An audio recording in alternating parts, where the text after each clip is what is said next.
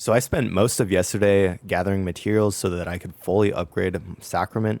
I have all my shops to tier 3 now, and basically I'm going to show you what each of the shops has, so spoilers if you don't want to know, but it takes a long time to grind all the materials, so I figured that you'd probably want to know which shops are most important to upgrade first.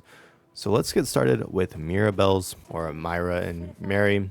Honestly, I don't think it's the best. I would probably upgrade them close to last, except for this hat. The Vagabond Skull hat has some pretty nice drip. But other than that, I haven't found any of their items too useful. I think the whole Vagabond set, if you're going for like a lighter thing and you're not wearing plate, is an okay set of armor though. And then we have the Seer's armor pattern, and we have the Duelist armors pattern, which if we go over to our recipes, you know, they're fine. And they're not too hard to make, but the bottom one's the Seer's one, and the top is the Duelist.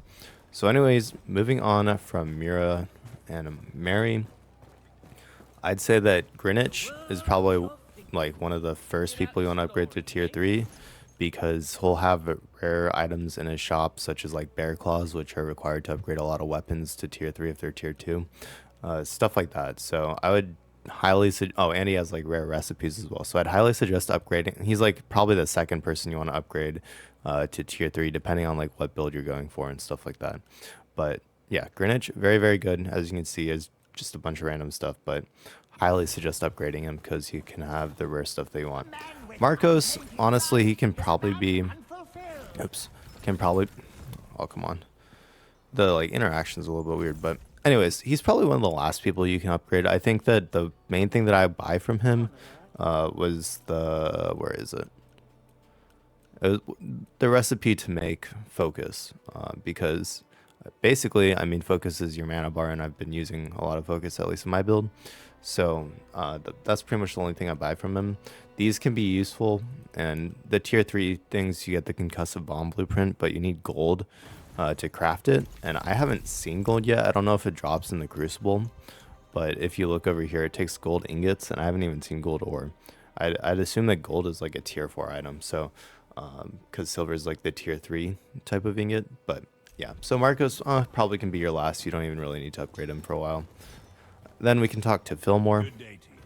He's the first person I upgraded to tier 3, and if you're going like heavy plate armor like I was, this good, you can buy this Eversol Knight, which is pretty close to the best you're going to get. It's not the best, you'll find drops that are better, but it's decent, and I'll just buy a lot of these and enchant them and see if I can get any good enchants. Then we have the Fry Hype blueprint, the Tongue Splitter blueprint, and then those two come at level 1. And then he sells the silver pickaxe and the silver shovel, and honestly none of these look very good. If you want like the one-hand curved sword that's strength and dexterity, is decent, but none of those weapons really strike me as much better than other weapons. If we look at our armors, that's the Reckless Talbear, and then this is the Freiheit, is the two-handed greatsword. So it looks cool, but yeah, nothing too crazy from him, but mostly just for the plate armor. Now moving on from those three, we can come over to our enchanter, and this is the enchanter's the third person I upgraded, but definitely some pretty good things if you want them. I haven't tried Thorns or Scream, so I can't talk about them, but I know that Blink is a really really good ability, so highly suggest using that depending on your build. And then she also had the Ashsu daggers and the Falling Sky, which I'll show you in a second, and she sells this 42 staff as well. And then, you know, her level 2 things are okay. At this point, I'd assume like a lot of people have reached level 2 on their shop, so I'll mostly show off the level 3 things. But anyways, we can see like the items that she unlocks. I think Falling Sky is one of them, so it's a nice 42 two-handed staff. And then the Ashsu daggers, they scale off dexterity and intelligence. And yeah, I haven't actually crafted them, so I don't know how good they are, but they look decent at least. So moving on from Eleanor, we can go over to Whitaker. Oh. It's really annoying when you sidle in front of a door. So they actually upgrade him. I really like the animations in this shop. It's very cool, but that's not what y'all are here for. Y'all just want to see what he sells. So let's take a look. I was really hoping for a large chest, and the level 3 does not sell a large chest, which is disappointing. I mean, the medium chest is pretty big, but I would appreciate a large chest more. So he sells the Coral Piercer Blueprint, which is a spear. And then, of course, you got your birch fishing rod. We have this lacquered bow, which is interesting because it has, I mean, it's the 42 dexterity bow, but it has a fire arrow and an ice arrow, which sound very, very nice. And I'd assume what you could do is you could extract the ice and the fire arrow and then enchant the bow and then put the fire and ice arrow on the new bow that you have enchanted. So anyways, ridiculously expensive though, by the way. It is 9 silver for this bow. Then we have the gnarled harpoon, which is a one-handed spear. We got strength and dexterity. It looks pretty good. I mean, I think that's the highest base damage on a spear I've seen. Let me know in the comments below if you found one that's higher. Then he sells birch planks, which is really important. If we take a look at our crafting recipes, a lot of the higher level crafts take birch planks. So definitely, if you're going to be crafting your weapons, important to upgrade Whitaker so that you can buy birch planks, because birch drops really rarely in the Crucible. So then he sells, oh, I don't even know if we looked at the Coral Piercer, but it's 29.29 on Faith and Intelligence. And then Whitaker, what did I already forget what he, oh yeah, he just sells the Coral Piercer. Anyways, medium chest, I was hoping for large, but didn't get one. But yeah, that's pretty much it for Whitaker. Let's move on to Gordon's Pantry and the inn as well. And now, if you haven't done the inn quest yet to get like the Gordon's, or to get unlock Gordon at all, I'd suggest doing that. Basically, there will be a woman standing over here, and you can do her quest. I'll do a guide on that in a bit, probably. But anyways, here's Gordon's Pantry. This is where you do all your cooks and everything. And I'd say this is actually a pretty good upgrade as well. He unlocks the tomato bisque, the pumpkin broth, and the sirloin platter.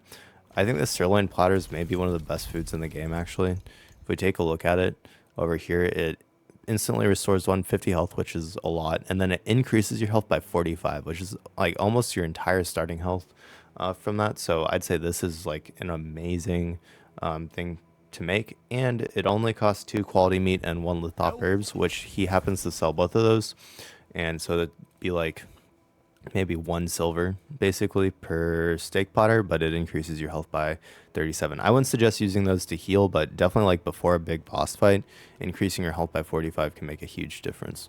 And then we have the pumpkin broth and the tomato bisque, which if we look at those, they're decent, but they're not like great. Tomato bisque is just a health restoring thing. And then I don't even know where the pumpkin broth is. Why can I not find the pumpkin broth? What?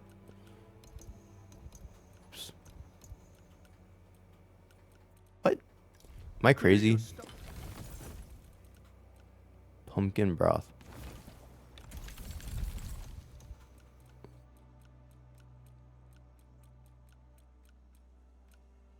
Okay, I don't know if it just doesn't show up.